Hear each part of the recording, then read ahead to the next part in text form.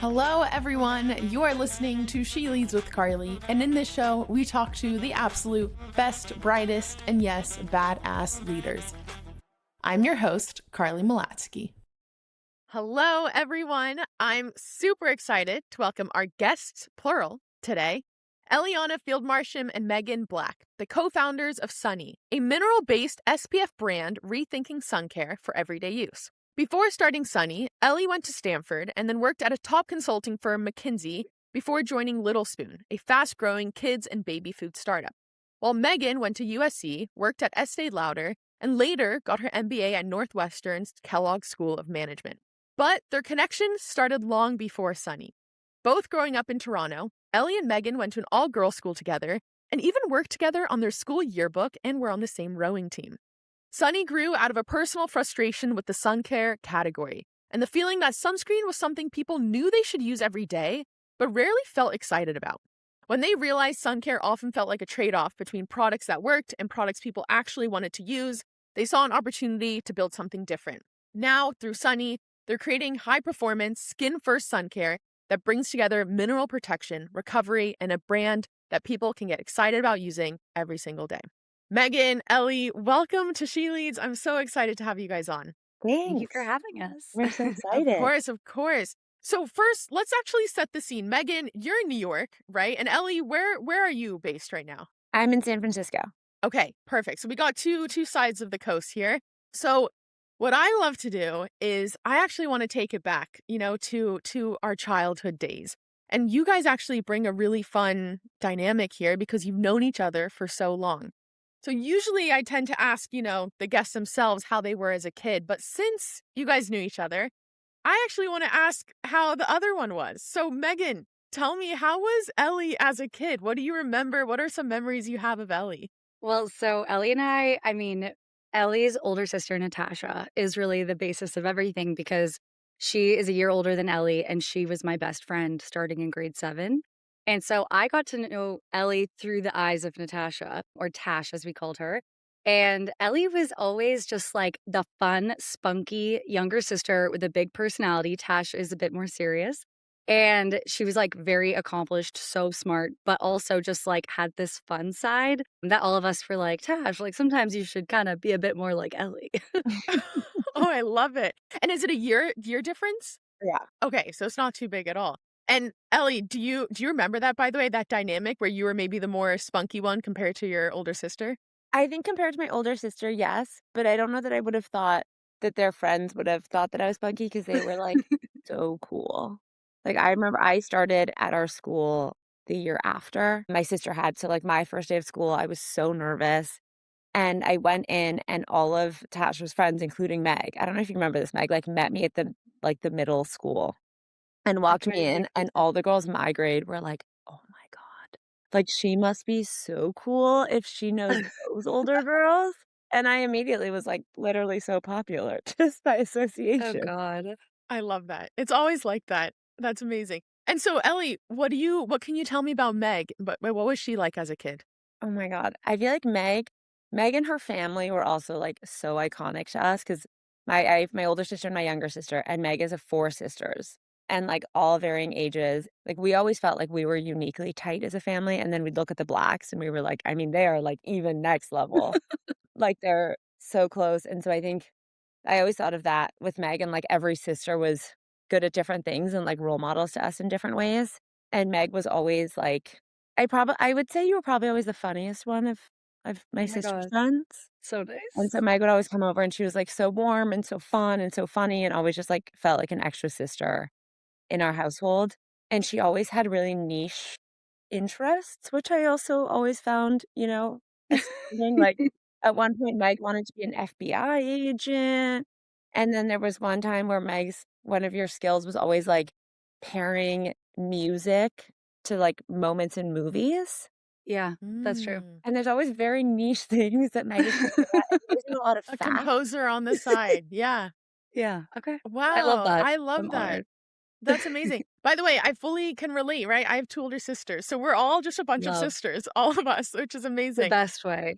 It is. It's the best. So given that, Megan, I would love to know, right? Like you had all these different passions. when you think back to your own childhood, is there almost some thread that connects to what you're doing today in terms of being a founder? Like, did you embody those values and those traits?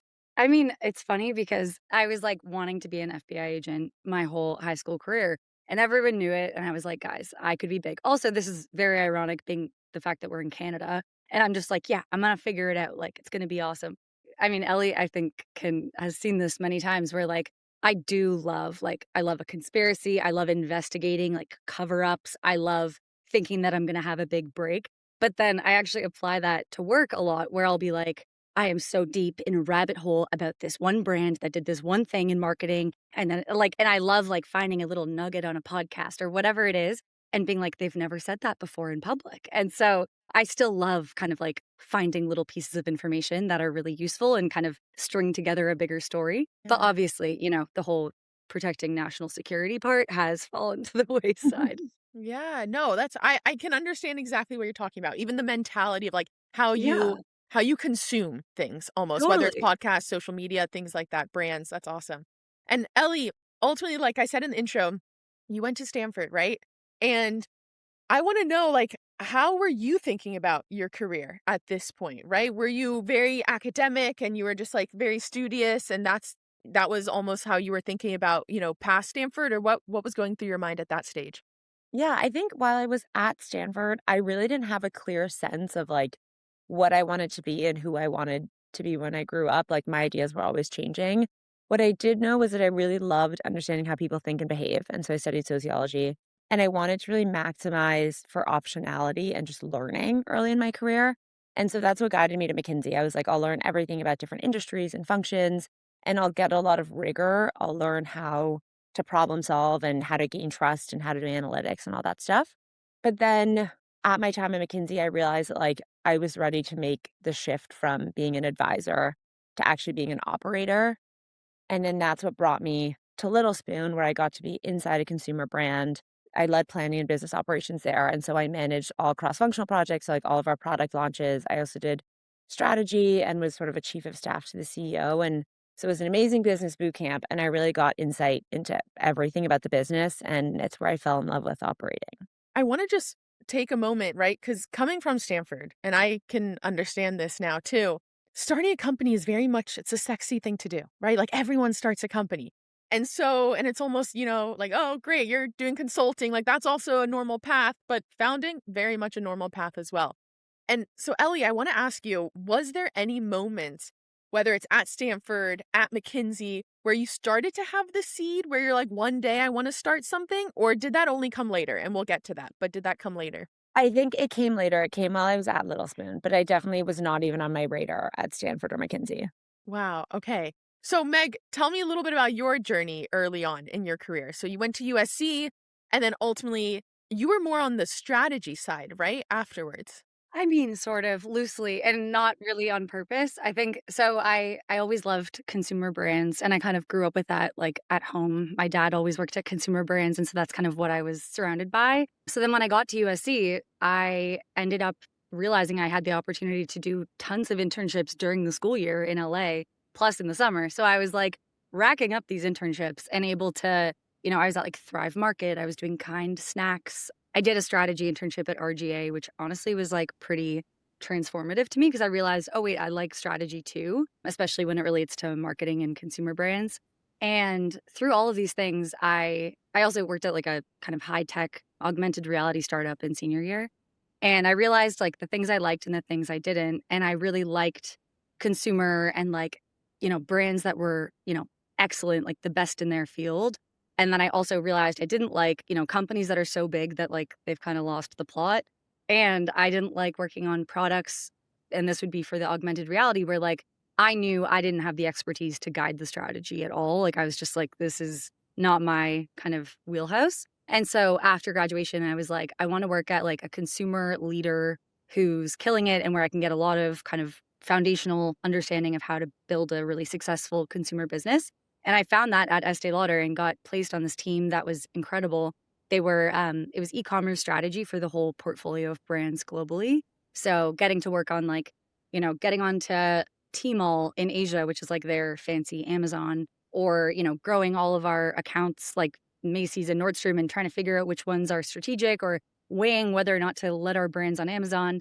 All of those big decisions were like kind of what my team was trying to figure out all the time. And I just loved it. I loved working on the different types of brands and they all had their own personalities. And it was really interesting. And my team was fantastic. It seems like you were always gravitated towards that true consumer play. Like Yeah. what elements of consumer lights you up the most? Why do you gravitate towards that? I love how tangible it is. I think once you work in software for a little, you're like, wait, it's not as easy to conceptualize. I have a hard time getting excited about it.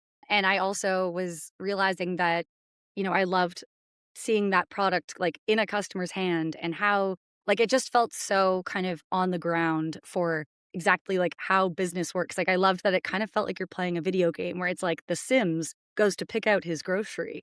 And it's like it feels so real. So yeah, I kind of just always was like, and you're the consumer for it. And especially at Estée, like I was the perfect consumer. And for Sunny, Ellie and I are very much the prime targets. So yeah, so I think I just like the personal nature. Okay, let's get to Sunny. By the way, if for those who are watching, or at least like on the video, so I have it right here with me. I also love like the packaging, the colors. So I want to know all about that, like what went into that decision. But it's so great. And so Megan, I want to start with you because obviously I've learned a little bit about it and we're going to talk more. But Ellie's entry into it is very different than Megan. So Megan, start with you of like what was the first origin of Sunny? What made you say like, you know what, this needs to happen. This needs to be out there. Obviously, I was at Estée for 4 years. I kind of felt like I knew everything about skincare and beauty and how that whole category works. And then I went to business school, and it was when I was at Kellogg, I've been getting burnt my entire life. Like, I was the kid on the beach with, like, a hat, a shirt, like, swimming in a shirt, and kind of as I got older, like, I stopped swimming in a shirt, and I started getting brutal sunburns. And, like, it's just really hard even when you're applying sunscreen if you burn as easily as I do, it's just like if you miss a crease, you're screwed. So I just like always have been dealing with sunburns. And simultaneously, my older sister got melanoma taken out of her ear. And she's actually a doctor. And so she takes really good care of herself. And it was kind of a wake up call for me to be like, if I don't start wearing sunscreen every day, I'm going to end up with melanoma 100%. And so I kind of started really thinking about what products were out there, what I was using. I'd tried literally every product, and whether it was, getting in my eyes, when I was doing makeup and then making them sting, or, smelling like a tropical drink, like I was just overwhelmed. And I was like, if I have to wear this every day, like my chest and shoulders literally need sunscreen every day, like it needs to be totally seamless. And so I started looking into formulas and realized that mineral is just better on every account. It's like better for your skin. It's better for sensitive skin. It doesn't get in your eyes and hurt. It doesn't have any chemicals that might be sketchy. However, the one big downside of mineral was like the texture and the wearability of it. And so using, some of my connections from Estée and also just being a little investigative journalism myself, I ended up finding kind of the contact and cold emailed or warm emailed every mineral SPF formulator in the US. And I met with them and I learned about their science and I went to visit them and ended up finding one that was phenomenal. And the way that they actually they exclusively create mineral sunscreen. And what they do is they are kind of advanced and different about it in that they import the zinc or titanium dioxide not as a powder like everyone else, but they do it as a metal. And by breaking it down in their own facility, they can make the zinc or titanium dioxide much more potent, so they can put less of a percent of it into the formula to get the same SPF level. And so when I started meeting with them, I was like, wait, these are so much better than anything I've tried on the market. And so we kind of started working together, and I was like, I ended up, testing hundreds of formulas literally, and was able to narrow it down to the 3 SPFs that we launched with.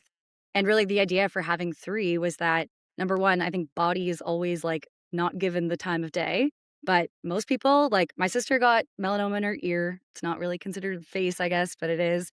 She my shoulders, my chest are like my problem areas. And so I felt like body needed to have its own product. And then between the two, the serum and Invisible Defense, which is our face moisturizer, I realized like if the base science is so good, I kind of took a page from Beauty of Joseon's Playbook where they just like have an amazing base formula and then they created formats for everyone's preferences.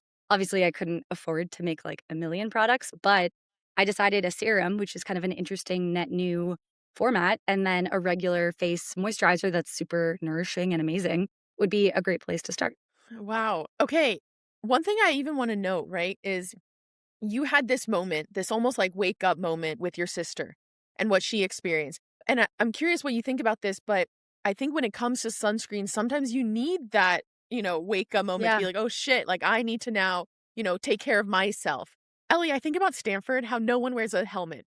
You know how like no one wears a helmet to ride their bikes? Yeah. And then suddenly like my roommate had a really bad accident. So then I started wearing a helmet every single day because I was like, well, it's not worth it, Like what is the point? And so it 100%. does seem a bit similar. Do you find that most people, is it because there's not enough, out there about the importance of it? Is it because they're just not good products out there? Like, what do you think is the reason why there is still this gap? Yeah, I mean, the helmet example is such a good kind of parallel because just like wearing your seatbelt and wearing a helmet, wearing sunscreen is something that everyone knows they should be doing. Like, everyone knows you should wear it every day. Your derm tells you, everyone tells you. It's actually not lack of awareness about the importance. It's truly an experience problem. And that's what was such an interesting kind of piece to learn because I was like, wait, everyone knows in my surveys and my interviews there's no confusion here, but no one's actually wearing it every day, or at least the vast majority aren't. So yeah, it all comes down to experience and it not feeling good enough on skin. It doesn't go well with the routine. It really is, it's all about the experience. Okay, Ellie, I want to hear now from your side. Tell me about your experience. You were at Little Spoon, Mhm. maybe somewhat of a, career crisis. What the hell am I supposed to be doing in life? Talk me through that. What happened? Yeah, so I was at Little Spoon, and I absolutely loved it. It was, like, literally my dream job. I had so much fun. I woke up excited to work every day, but I had this, like, nagging thing in my mind where I was like, "I still don't know what I wanna be when I grow up, and, like, I don't know that I wanna be here forever." And I would look up Ben and Angela, the founders, and I was like, "They are so cool, and what they're building is so cool, and, like, I wanna feel the way they do when they walk into Little Spoon every day." And that was, like, the moment that you alluded to earlier of, like, how did I realize that maybe I wanted to be a founder, and it was really through that. So I realized, like, okay, if that's what I wanna do, like, I need to make a shift, but I don't know that I feel ready to be a founder now. There's a lot that I still wanna learn. There's a lot of experience I wanna have. And so I decided to go to business school. So I went back to Stanford because I just couldn't get enough. And I had an amazing 2 years there. I really feel like I rounded out the parts that I needed to. I learned the basics of finance and accounting and a lot of entrepreneurship and, like, a lot about myself. And that also just gave me way more conviction that, like, now was the time for me to do an early stage startup because that's really what Stanford pushes, I think, like, at the GSB is, like, if you want to be a founder, there's never gonna be a good time. And so if you Mm. keep saying, like, "I'm not gonna do it now, I'm not gonna do it now," you're just never gonna do it. And so I was hearing that a lot over the 2 years, but there was always, so much risk to weigh, and I was in my 2nd year of GSB, and I just was having a panic. I was like, "What am I gonna do? Am I ready to take the leap? I don't know if I have an idea, and I love Little Spoon. Should I go back to something that I know I loved?"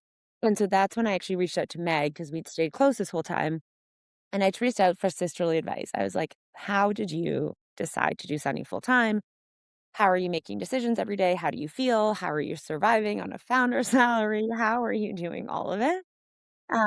And so we had a long conversation and sort of kept speaking over time. And when I really realized and understood what she was building and where she needed help and what I was looking for, it just was the most perfect fit. Off of that, so you guys both went to business school, right? So you can actually, carry a lot of wisdom or at least, reflection on whether it has been really conducive to who you are as a founder. What do you think for those who are maybe like, should I go to business school if I eventually want to found? I mean, there's so many different ways to look at it. I made the decision with a lot of thought. Overall, I think, of course, there's the side that's just like, it's so fun. And you meet so many amazing friends, and they're now in all these different industries, which is so amazing and helpful. And like, people seem to know someone everywhere. Like, one of our friends just introduced us to like some top person at Amazon that were like, it's just, there's so many amazing Totally. connections there. On the other hand, on the more school side, I think, like, yes, it's so helpful getting a refresher in all things. Also, like, my undergrad degree was technically communication with a minor in business. So, like, I'd taken one accounting class, and then at Kellogg, I was able to, like, actually figure it out. So that was a very helpful place just to, like, get the baseline. What I think was the most important, and Ellie, I don't know if you feel the same way, but, like, just the confidence it gives you to know that, like, and I always saw this with my dad, who was in business but never got an MBA, and he always wondered, like, what do they know that I don't know? Like, what happens in those rooms? And, the TLDR is nothing really. Like, it's great though to come out of it with the confidence that, like, anyone with an MBA isn't smarter. They don't know things that you don't know or that you haven't been exposed to. And so with that confidence, I can be like, yeah, you know what? I'm a master of business just like everyone else. So I think especially as a female founder, that's really helpful to have that confidence. Totally. Okay, so Meg, take me to that moment, right? Where Ellie comes to you and she's like, "How are you doing?" Right? Like, I don't know what the hell I'm supposed to be doing. In the back of your mind, were you at all ever thinking, "You know what? Maybe we could do this together." Or were you just like, "Great, let me just help her out." No, it's so funny because I actually have the text. Well, we met in like November or whatever for coffee. And I think I just said off the cuff because I assumed she wouldn't be interested. I was like, by the way, I'd hire you in a heartbeat. And she kind of like giggled. And then it was like a month or whatever later. And I was like, yeah, of course she doesn't want to. Like, she wants something else. Like, and that's so fine because she's Ellie. But then a month later, when I got the text being like, hey, Meg, just wanted to like touch base again because I was thinking maybe I could like work for you for free, whatever. And I screenshotted it and sent it to my family group chat and was like, best text to ever receive. Like, this is incredible. Like, oh my God. So then, I mean, within like a week, I'd sent her a onboarding document, which I believe said like operations queen. And then it just had like every detail of the business. And it literally took probably 2 weeks of her just, like, part-time kind of getting involved in things for me to be like, "Oh my god, I need her to be my co-founder." Because I was, like, officially underwater at that time. It was winter, I was going through, like, finalizing packaging, finalizing formulas, trying to get all the timelines, like, everything was behind schedule, and I was also trying to do, fundraising and all these other things, but, like, I am not good at operations and I really don't like it. So Ellie being like, "Oh my god, can I talk to the 3PL myself?" And I was like, "Please, like, that would be the best thing ever." So it was a dream. And Meg, you were completely alone during this time, right? Like doing everything yourself? Yeah, I'd been working on it for about a year, but to be fair, like, I was working on it from, like, let's call it winter until this next winter. So it had been a year, but 6 months of that, or 4 months, I was in school. So that, like, Okay. made it less lonely. But then once I graduated, I was officially very lonely, and I was freaking out and trying to figure out how to get all this stuff created. And yeah, Ellie really came in at the perfect time.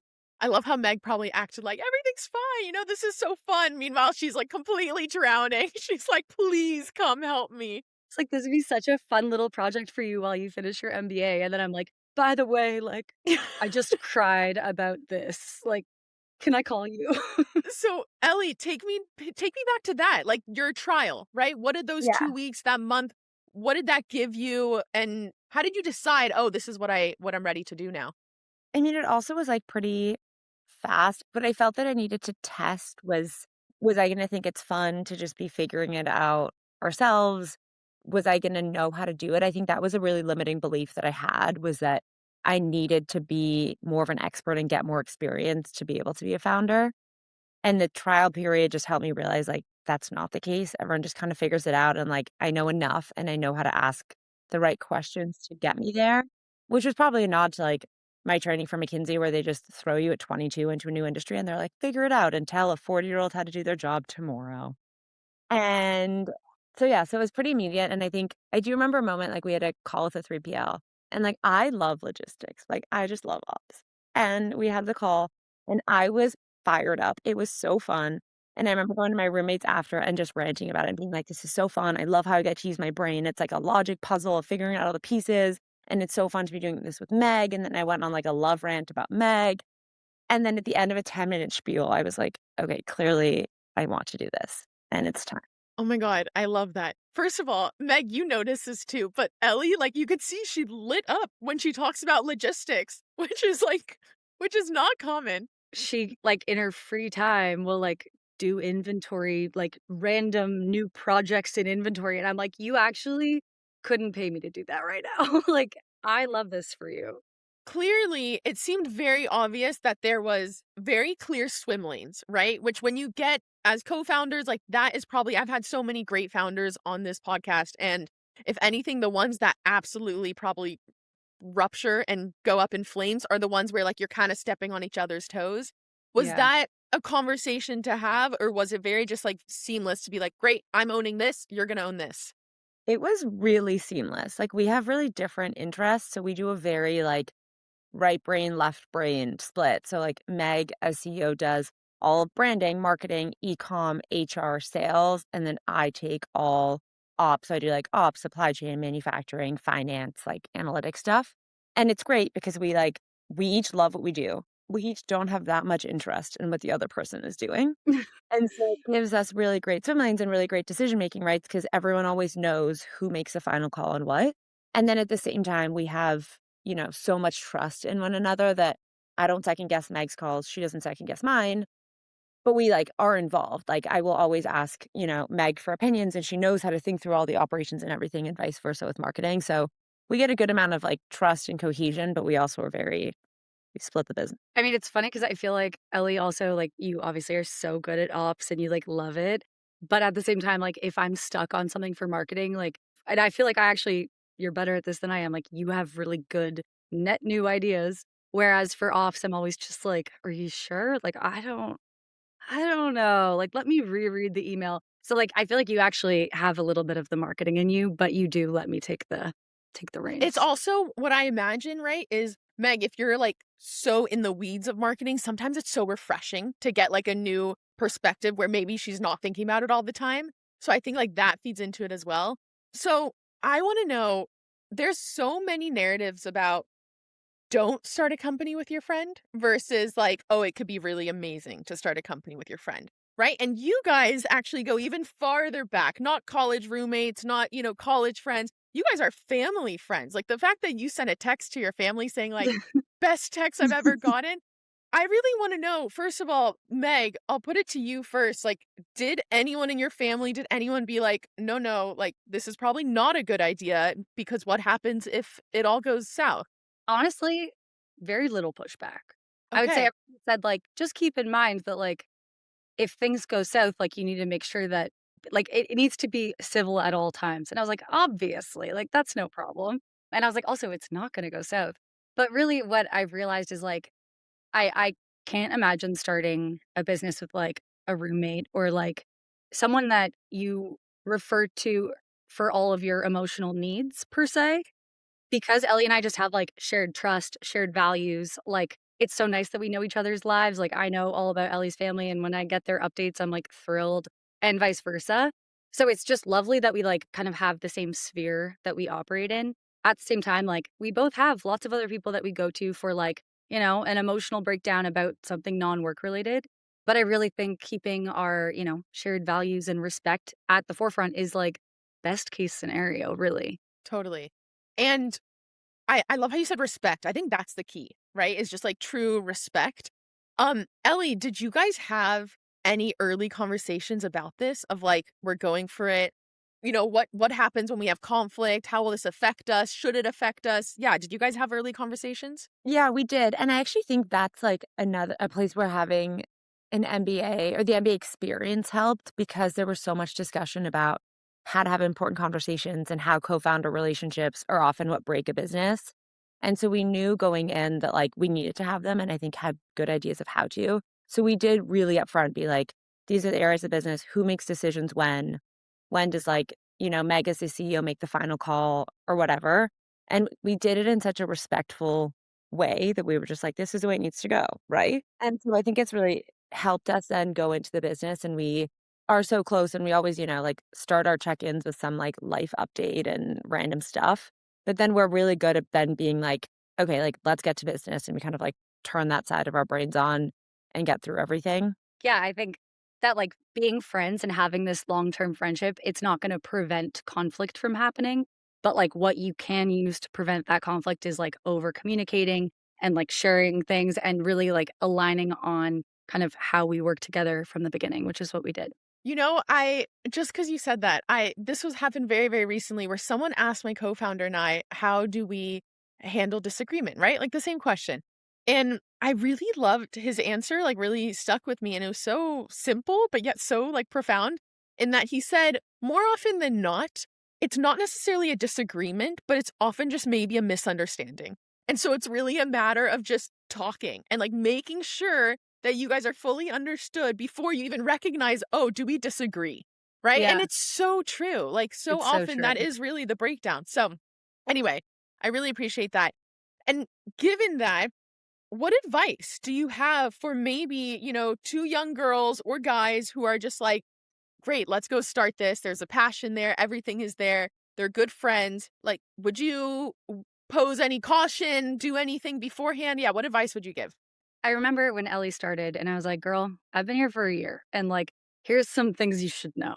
People are going to start talking to you about only this, even when you're at a party. And so, like, it's totally fine to say, like, you know what? Can we talk about anything else? I just like am exhausted.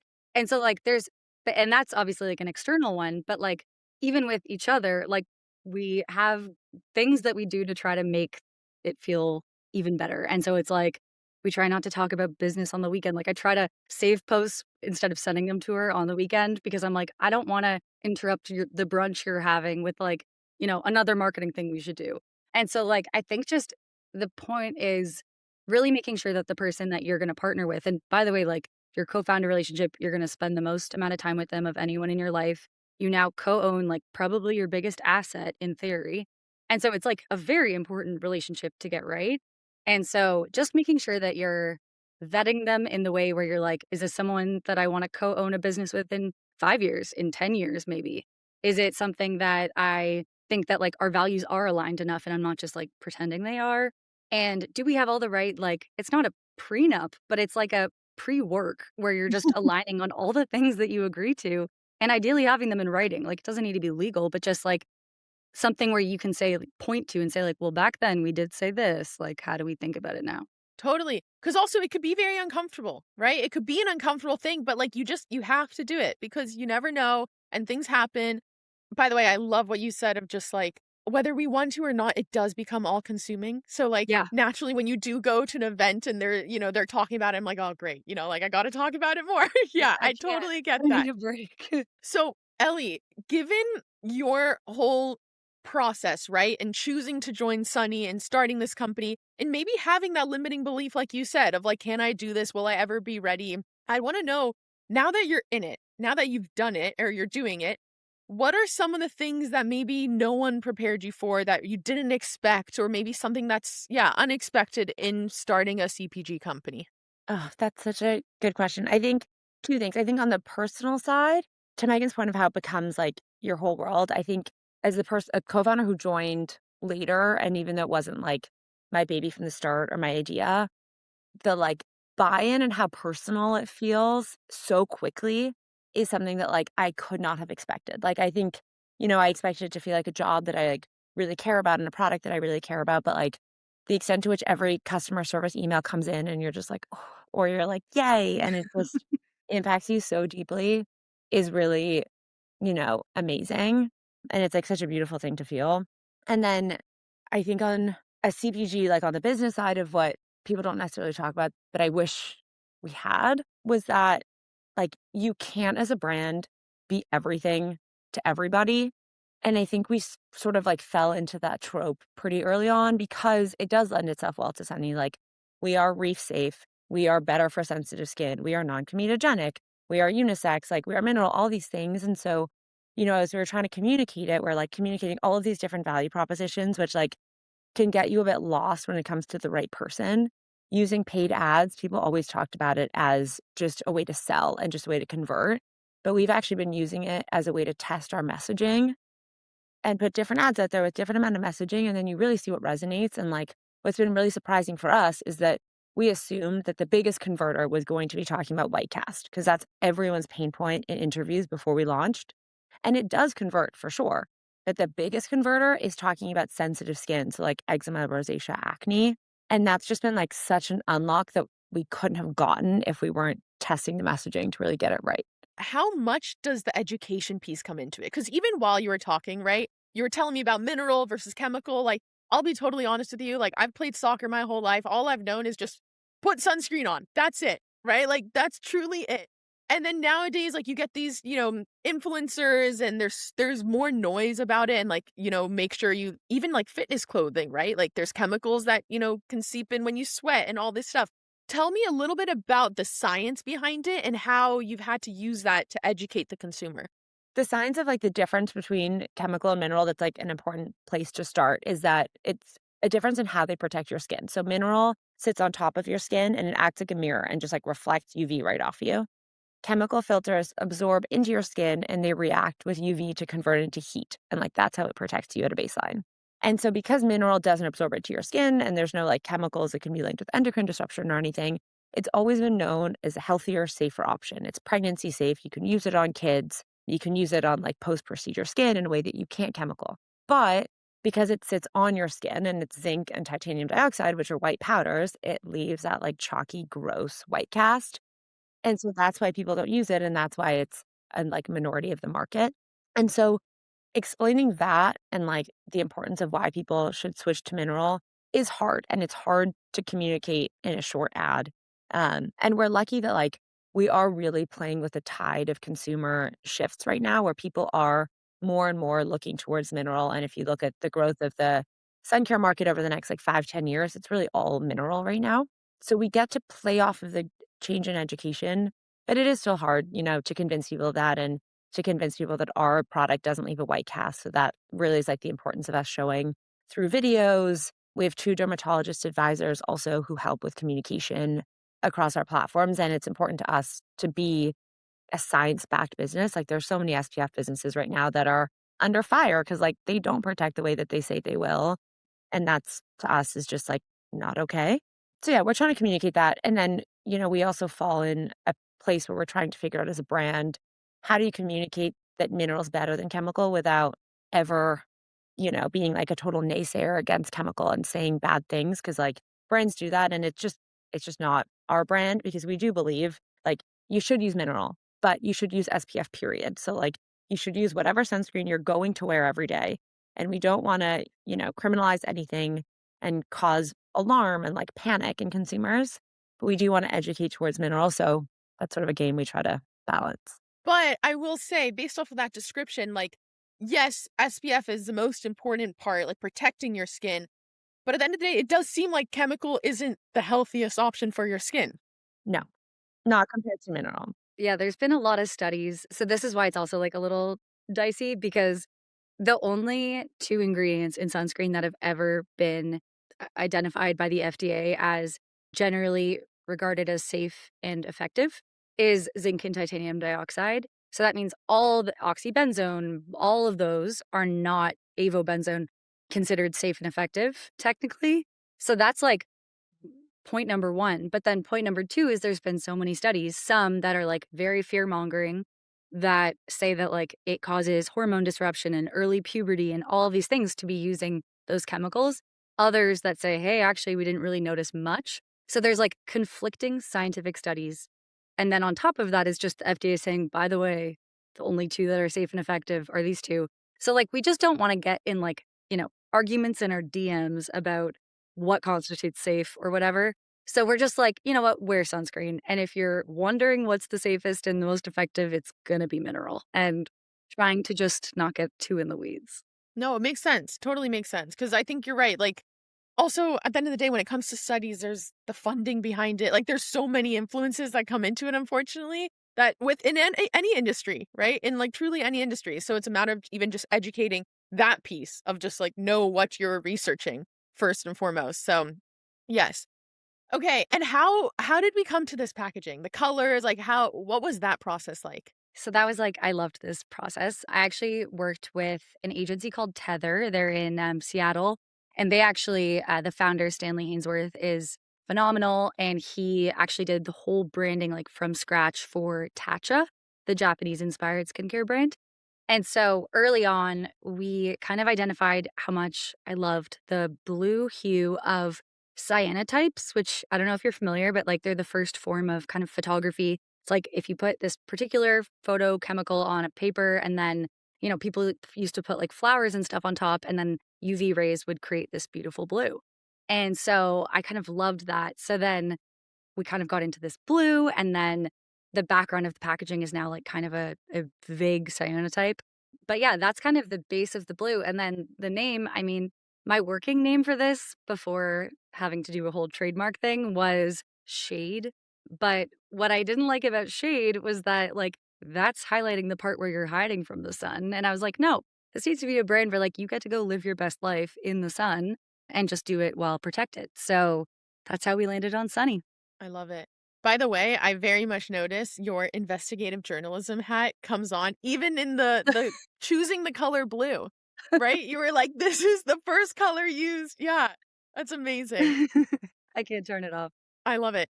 So I want to know, and for either of you, both of you, whoever this speaks to more, is what are the hardest parts about founding, right? Like, what are the moments where you're just like, what am I doing? And should I continue doing this, or is this worth it? Like, yeah, what comes to mind and how do you get through that?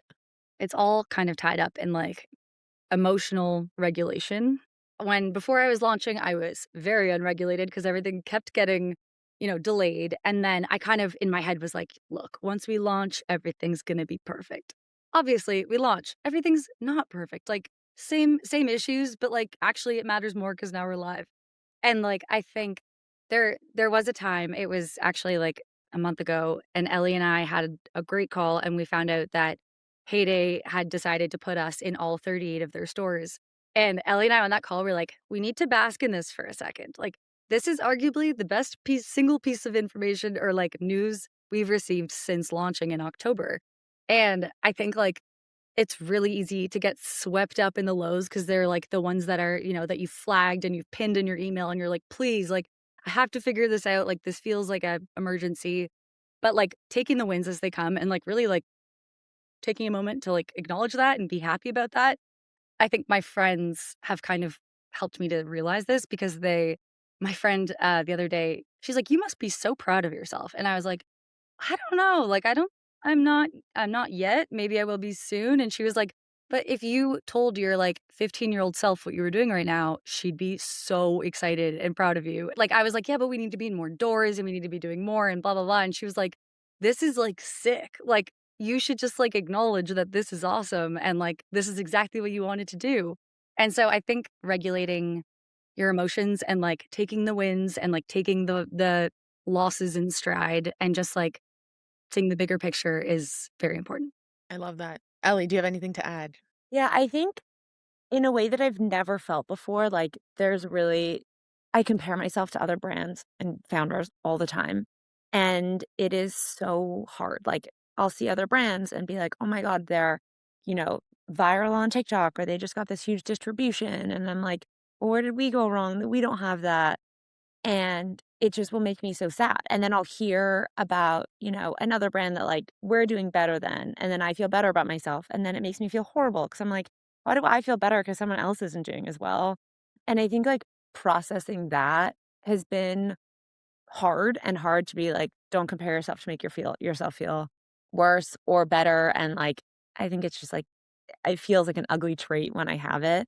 And with time, it like has gotten a lot easier and a lot of, realization of like, okay, well, this brand that's popping off now has actually been around for years. So like, I'm comparing myself against someone who I shouldn't. And like, okay, well, this other brand that's our stage that's doing super well, they've like opened this new opportunity of like a way for us to do it and to learn from them. And like, if a company's not doing as well, like, is there, a founder we could speak to there to maybe help them? And sort of realizing like we're all in this together and it's just a big game of, like Mike was saying, like emotional regulation and just like staying focused and just being like, we're in this together and like we got this and we just need to block out the noise. Wow, both of you guys, like, thank you, right? Because I think you're so right. It is so true what each of you said. And like Ellie, 100%. It's first of all, I think if people don't say that they do that, whether they want to or not, I think they're just lying because it's such human nature, right? The other thing I'll say is it's such a weird human psychology trait where you're building something with basically the whole goal is to see it out there, like helping people in the world. And yet even a competitor is ultimately doing the same thing. So like if you want that world to be Yeah. there, right? Like you would ultimately just be like, Right. great, like let's do it, and whoever does it, great. But let me, I hope I can do it because I'm so passionate about it. But still, like that's the world we want to see. But it's so easy to just get so it's a little bit competitive maybe. I don't know what the trait is, but it's a bit of the competitiveness that comes into it. But yeah, I totally get it. I think that's so important. Okay, my last question actually, I want to talk a bit about fundraising and how you guys chose to fundraise versus bootstrap. So Meg, I'll ask you a bit like what has your process been like? How did you guys decide? Yeah. Such a important piece of the business. I really felt like from the beginning, bootstrapping was never really going to be an option just because, like, I mean, I was 2 years into MBA, had pretty much nothing in savings. And obviously, consumer products just require so much capital, like more than even I had guesstimated. Our cash is like tied up or has been tied up in inventory, like even before we launched for months. And so I think it's really, really hard in consumer, but especially in beauty or skincare to like will a product into existence without a decent amount of cash behind. And so I ended up doing a friends and family round kind of like the fall, winter after graduating from Kellogg. I also realized, and I think this is a conversation that like founders don't really have enough, is like, you know, you cannot start a company and like bootstrap it unless someone else is like paying your rent or health insurance. Like it just doesn't work. So I realized early on, like I did live at home for 3 months and then I was like, okay, I'm officially in debt. Like if I don't accept even the smallest of salaries soon, like I have to stop working on this because I can't pay a single bill and I'm screwed. And so I started paying myself in, I think, November, which was frankly, honestly, like October was grim, I'll tell you that. I started paying myself like the least amount of money I'd ever made. But I actually was like the amount of relief I felt in my body when I got the first paycheck from myself was unbelievable because I was like, okay, I did just raise like I think at that point I'd raised like 250,000 of what I was trying to do 500. And I was like, even though this is such a pathetic salary, like at least I'm not just like continuing my debt progress. And so I think that first of all, obviously, consumer products you need to raise at some point, probably. But also, just like, I think we should all be a little more honest about how brands come into existence. Cause like bootstrapping has this like kind of holier than thou energy, but like someone's paying the bills cause you're eating. So try to like give yourself a salary sooner than later before you like almost crash out and go into debt. So I think that's important. But then since then, that allowed us to like get the website built, have Ellie come on. We had the agency doing our packaging. We were able to buy the packaging and get them filled. And then around the time Ellie joined, unfortunately, we were like, okay, the 500 was enough to launch this brand. It's not enough to run this brand or to market this brand. And so we started raising our pre-seed. We originally had targeted 750,000 for that, but actually have extended it to be we're currently up in debate if it's 1 million or 1.25. But really, like at the end of the day, in this economy where I feel like there is not as much money flowing down to founders as there was like even 5 years ago, we're just thinking like we want to be able to grow the business and actually like achieve the success and results that we're aiming to achieve before having to do a seed. So we've already gotten like more than halfway there. It's just a matter of deciding how much more money we'd like to bring on before kind of hunkering down until our seed. Yeah. And I love that you said that, Meg, too, because you're so right. There is this narrative that kind of insinuates, you have grit and hustle, like Right. you're bootstrapping. But at the end of the day, like, yeah, I got to eat and I got Yeah, to, like what like, if you're in debt? yeah, right. No, it's so, so valid. So I'm really happy you said that. And so I'm guessing you really just went to your community, right? You're like true friends and family and said like, look, I'm starting this. Can you help me out? Yeah, I mean, it was a ride, a lot of ghosted emails from family members, extended family, but and like a lot of kind of having to coach myself to be like, this is not shameful. But like it feels so shameful like asking for someone's money, but ultimately you have to reframe it and be like, this is an opportunity. They're not forced to do anything. if they would like to join the opportunity. Like it took a lot of reframing in my head. Just I think a family and friends around like can really do that to you when you're talking to, your aunt and your uncle and your family friend. But yeah, for our pre-seed, we're doing a combination of angels and institutional. It's funny. I think founding, and you've made me think this a bit, founding is really all about like reframing. Like there are so many moments where you have to reframe, right? Whether it's like internally for yourself, for your own mental health, but also, externally. So it's a lot of reframing going on. All right. I want to ask some now more fun questions, if you will. So, Ellie, I'm going to start with you. So, what is your most maybe contrarian but high conviction opinion that you have? Mine is about, like, being a founder, to be honest, and it's that the best founder is not the one who's working 24/7. I think there's so much startup culture, especially in Silicon Valley and especially coming out of Stanford, that, like, you need to do the grind and you need to always be working. But in my mind, I'm like, that creates burnout and then it breaks companies. It does not build them. And I think the best skill to hone is working smarter and not harder and being a founder who's not grinding nonstop and building a brutal culture, which, by the way, then you're having employees come in and they're not happy and they're not doing well. Like, I would rather be building a brand where I can exercise and I can sleep and I can see my friends and I can see my family and I love it and I'm energized and I'm like, I could do this forever. And that my employees feel the exact same way. I love it. I feel like you're in the thick of Silicon Valley, so you're seeing all the 996, Yeah. yeah, it's And I'm like, crazy. "That's crazy, like, that's not." And you don't have to do it. I'm like, "You can be smarter with how you work." Like, look at your to-do list, like, ruthlessly prioritize, like, work faster. I mean, we're in AI, get AI to help you, like, I think it's always more impressive to do more with less time and just 80/20 stuff and, like, power through. I love it. Meg, do you have one? Mine's like, very expected. I just daily SPF's the single highest return thing you can do for your skin. As a true founder. Love it. If anyone asks me on Subway hot takes, what's my hot take?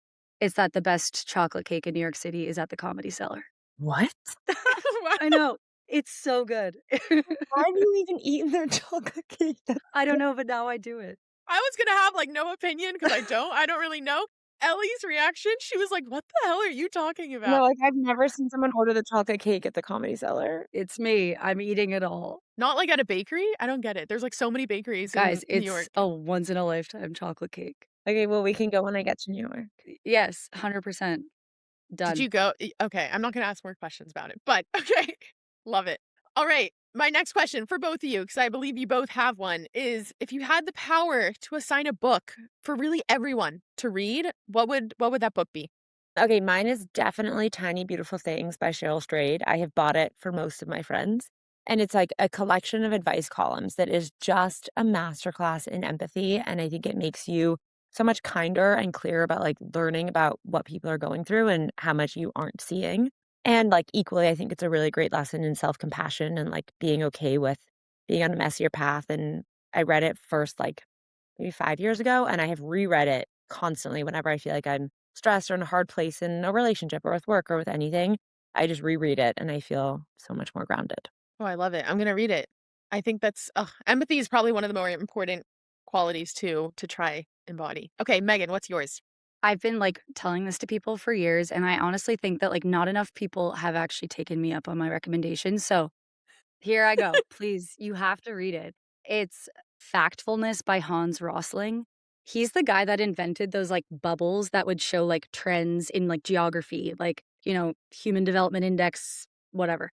But what's really cool is the book goes through like these 20 questions, I think it's 20 at the beginning, where it asks you like in the last 15 years has like infant mortality, like it's like multiple choice questions about like human development. And literally he did a study where like 95% of people get them wrong. Like even like when he does it to a whole group of like Morgan Stanley people, like everyone gets it wrong.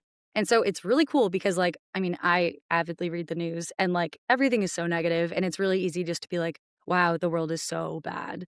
But what's cool about this is like it just proves a point all through data in the book that like we are truly living at the best time in human history to ever be on this earth. And like that we're actually making a lot of really good progress as a humanity. And so I love it because it's just like optimistic and it's big picture. And I think it's really important. Yeah, okay. So it's called Factualness? Factfulness by Factfulness. Hans Okay. Rosling. All right. And you gave both, different types, which is great. I love that. Okay. My last question that I ask every guest, and I'm going to ask you both. So, Megan, I'm going to start with you this time. What craft are you spending a lifetime honing? It's like really hard. Also, because I'm not physically crafty, like puzzles are as deep as I get in the creativity. So I would say, especially recently, I've been thinking about it like friendship, I think, is something that, you know, I've had friends since I was 8 years old. And then I've had friends that I made in the last year. And like every stage of friendship is different. Every kind of new decade with a friend is a different experience. Helping your friends through like their very, very high highs and like the lowest of lows. I think it's like also, as a founder, I'm so busy. And so there were times where I was like, well, maybe the only thing I can possibly put to the wayside right now is my friends. And then like I felt that repercussion 4 to 5 months later. And I was like, okay, so that wasn't right. I think like it's so important to keep an amazing supportive community around you and to be a supportive community to other people. And so I think that is a lifelong craft. There's a lot of intention behind it because as you get older and as like starting a Yeah. company, right? Like there's so much intention that has to go behind it. And what I will also note, Meg, from your answer is like I could tell there's a heightened like self-awareness, right? Like the fact that you were able to say like, okay, maybe this is what I have to compromise a bit because there's just everything feels important these days. Right. And that maybe wasn't conducive to me and my health, but also my friends. I was not happier, like, I was sadder, and so I was like, "Okay, well, then that's not the one that's getting cut." Like, and I think, like, there's also just I have to get used to, like, everything in moderation in a way where, like, okay, maybe I'm not gonna be, like, hosting everyone's birthday party, but, like, I can definitely go, and at minimum, I can call them, and, like, it's just, like, kind of adjusting my own expectations for myself as a friend, but, like, still showing up, not just, like, shutting down. Totally. Okay, Ellie, what's yours? You've had a lot of time to think now. I mean, it's kind of general, but I think that mine is like understanding people. Like I studied sociology in undergrad and took a bunch of psych classes, and it goes to everything. Like I probably should admit this as a founder, but like the podcasts that I listen to are not the business podcasts or news podcasts. It's like interviews of people who've lived hard lives and like trying to understand like what motivates them and why they did things and why they feel the way that they do. Any book that I ever read is either a memoir or is not or is fiction about like complex characters and relationships. And I just think that it's something like you can never master. Like I don't think I will ever be able to master even understanding the people who are the most important to me or like myself, but I think it's something that you can always work on and get better at. I love that. I love it. It's amazing. Both Meg, Ellie, I've absolutely loved talking to you guys. Thank you so much for sharing your story, sharing about SONNI. So, first and foremost, where can people find SONNI? Where should they go? Sunnyskin.com or every heyday in the US. So there's hopefully one in your state. And then we're, at like 40 other locations, kind of smaller around the US. So you can check our Find Us to find us in stores. Incredible. I love it. All right, you guys, thank you so much. I'm Thank so excited to you. keep following you guys now. This is perfect. Thanks. Well, same. Thanks. Have a good one.